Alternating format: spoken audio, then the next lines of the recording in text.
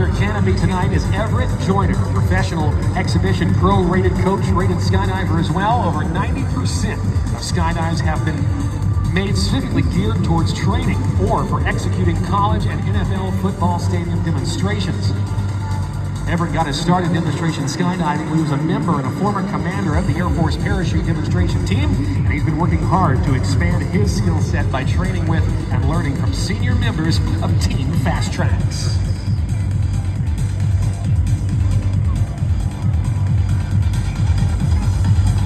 Oh my!